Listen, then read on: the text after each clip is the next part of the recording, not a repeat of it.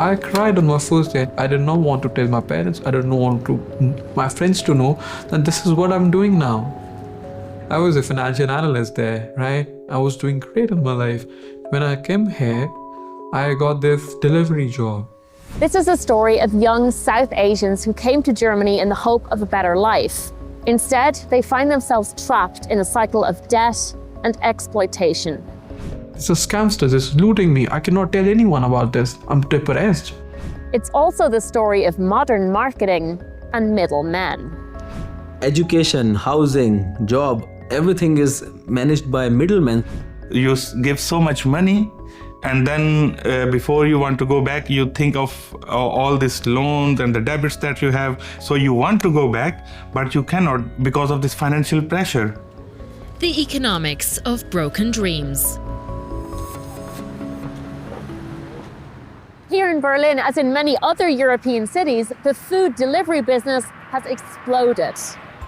In only a few years, revenue from meal delivery has more than doubled, leading to a huge demand for labour. Much of that labour increasingly comes from one part of the world. Where are you from? I'm from India. I'm from India. I'm from India. According to the Indian office of the German Academic Exchange Service, or DAAD, the number of Indian students coming to Germany has doubled in just 5 years, a trend that was accelerated by a migration pact the two countries signed in 2022. For Indian students, there are two legal routes into Germany. Either enroll in a public university, which costs very little but is hard to get into, or a private expensive one with a far lower barrier of entry and often a large marketing machine behind it. Getting an admit is absolutely a cakewalk. You just need 50% in your bachelor's degree and an IELTS score of 6.5, no band less than 6. But once in Germany, many foreign students face far higher living costs than at home, forcing many of them into precarious and often exploitative work in the food delivery sector. I've come to meet people who can tell me exactly how the system works. Rohit is a member of food delivery platform Lieferando's Employees Council, an elected body that represents workers' interests to management. He also works as a rider himself. The expectations are nowadays set by social media, and they see a lot of reels and stories of how good the life here in Germany is. And in the end, their dreams are shattered. The high cost of paying for private universities creates a problem. Many students end up barely able to make ends meet once in Germany, let alone transfer money to their home country.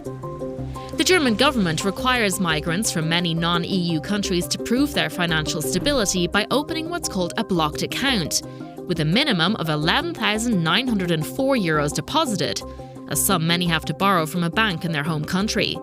Once here, they can only withdraw a maximum of €992 each month. That's often only enough to cover their university fees, leaving them in desperate need of a job to pay for everything else from rent to food. That's exactly the situation 26-year-old Bhavya found himself in. Before he came to Germany, he was already master's educated and had a well-paid job as a financial analyst in Delhi. But, bombarded by ads on Instagram and messages on WhatsApp from agencies promoting universities in Germany, he became convinced that he'd have an even brighter future pursuing a career in data science in Germany.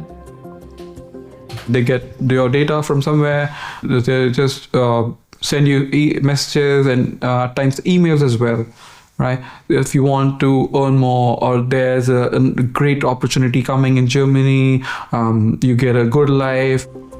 But the reality, once he got to Berlin, was very different. Finding affordable housing was an immediate problem in a city in the midst of a property crisis. High rental costs, often in cramped apartments with other young Indians, and shady rental terms meant he desperately needed to find work. When he couldn't find a job matching his skills, fellow students suggested food delivery. How much will they pay me? Peanuts. Less than peanuts. If you work for 12 hours, maybe if you're lucky, you'll get 80 or maximum 90 euros a day. And you're working 12 hours a day for that. To work in food delivery, his friends gave him a WhatsApp number. They didn't know the identity behind it, and he didn't either. But contact with the middleman led to his first job delivering food for a subcontractor of Volt. But it quickly became clear to Bavia that this was not going to be a normal worker-employee relationship. You'll get threats as well. If you're not working, you're not online, right? They'll be like, okay, I'll just disconnect you from the application. You will be out of work in a second. Who's sending you these threats? The same, number? Yes, the same exact WhatsApp number. They will tell each and every student, they will just force them to work maybe 10 hours or 12 hours a day.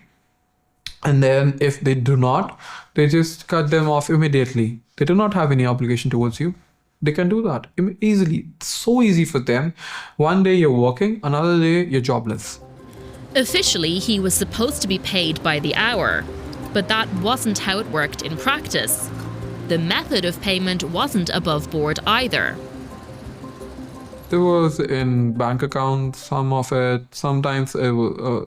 was cash, yeah. How did you get the cash? Okay, you will find a person, maybe some alley, you have to go there at a particular time, you can go there, and then they'll make you payment. They make payments, but they are most certainly that you won't get paid enough or even what they promised you. That they do not promise you anything. The promises are not binded by law, right? This legal ambiguity occurs because riders delivering for platforms like Volt and Uber Eats are often not employed directly by those companies. Instead, they're hired by subcontractors. Like Rohit, Sami is a member of Lieferando's Works Council. The subcontractor, they are kind of this temporary companies without any physical office. So it's only a WhatsApp number. So you get in touch on this WhatsApp number, and there you get the instructions on which point, on which day, where to come and collect your cash envelopes. And that's it.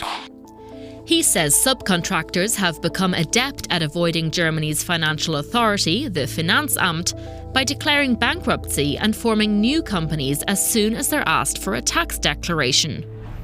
According to Sami, subcontractors often don't provide riders with safety equipment. Instead, riders turn to social media to buy and sell gear, and to informally arrange jobs.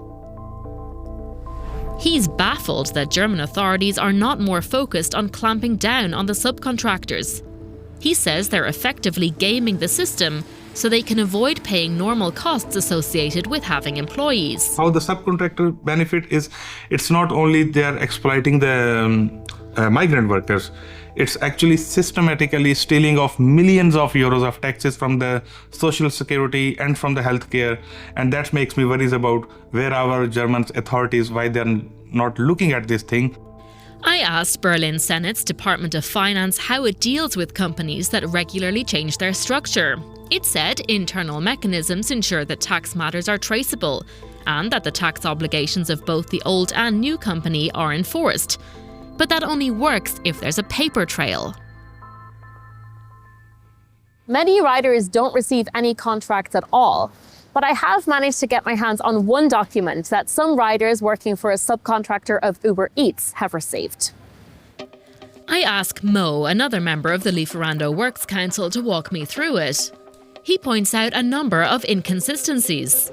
It's a limited contract which has a duration of 3 or 4 months, but then tries to arrange a probation time of 6 months, which does not make any sense. There's a German work time law which says either you have a maximum amount of hours to work and agreed upon, or you have a minimum amount.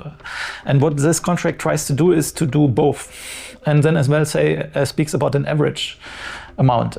This is at least not following the logic of the law.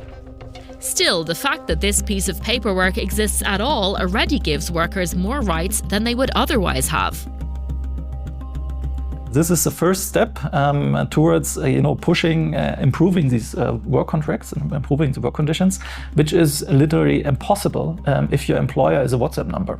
Yes, you cannot go with your phone and show it to court and say, I want to sue this WhatsApp number. I want to sue this chat. it's not possible. While Germany's leading food delivery platform Lieferando has been employing workers directly and giving them legitimate contracts, it recently announced it was letting go of 1,500 riders. Interpreted as a sign that it too was moving in the direction of subcontracting, the decision triggered major protests in Berlin. Concern about this kind of employment model is growing. According to a ranking on platform work in Germany conducted by action research project Fair Work, where a score of 10 represents the minimum standards of fair work, Lieferando scored 4 points, with Bolt, Uber Eats and Volt all scoring 0. We asked Uber Eats, Volt and Lieferando for a response to reports of subpar working conditions at their companies. Uber Eats said it carefully investigates reports of possible irregularities in the conduct of fleet partners and has terminated partnerships in the past. Volt pointed out that while subcontractors are ultimately responsible for the payment of riders, it does run an anonymous whistleblower channel where concerns can be submitted to the company confidentially. Finally, Lieferando highlighted that its riders remain directly employed, earn an average of over €14 an hour, and are entitled to holiday and sick pay as well as overtime. Many delivery riders, whether directly employed or not, are officially hired under an employment classification specific to Germany known as a mini-job. It's a type of low-paid employment that requires lower tax and social security contributions from the employer. I've come to meet labour researcher and lawyer Aju John to find out how this particular system is being exploited within the platform economy in Germany.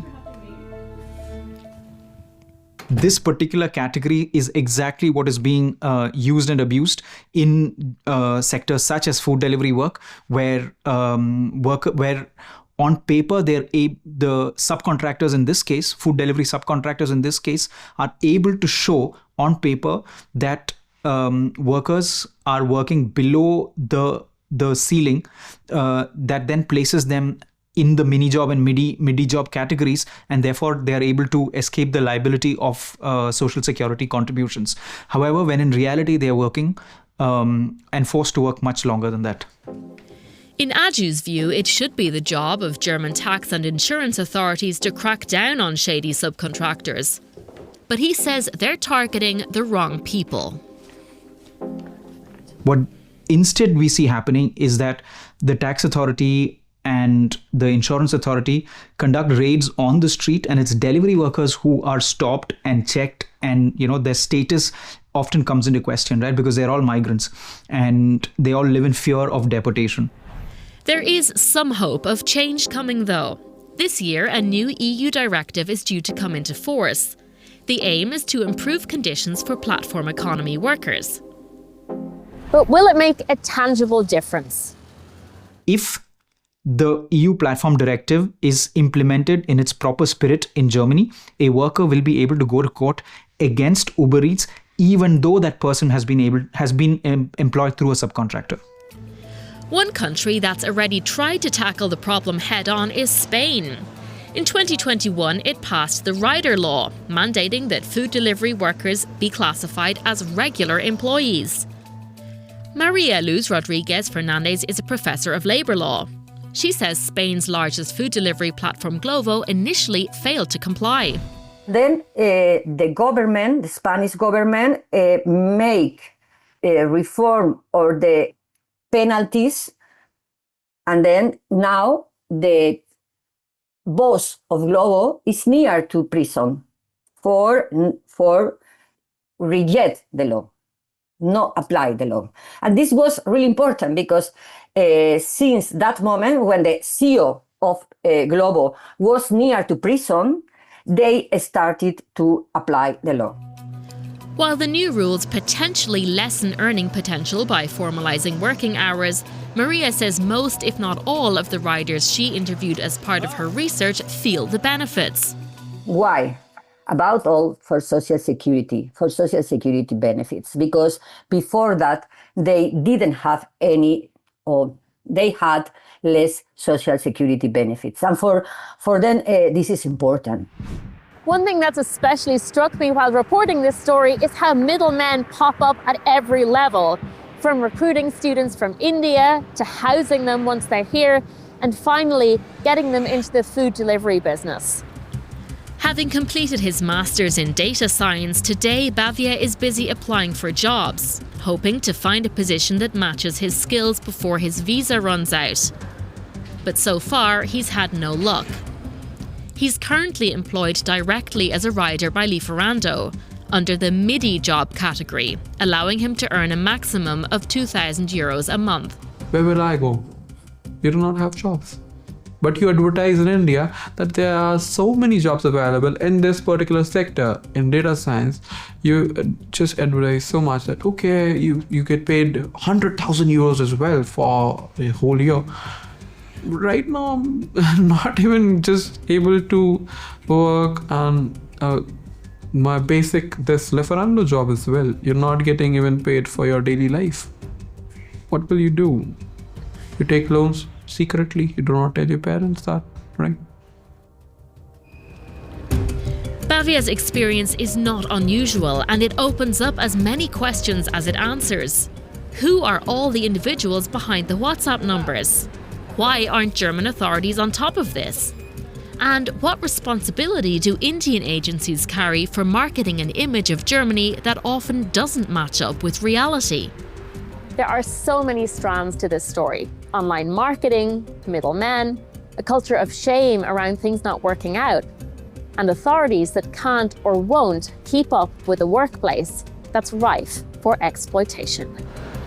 While many Indians do end up with prosperous careers in Germany, for a subset of young students delivering food across the country, that prospect can seem increasingly remote.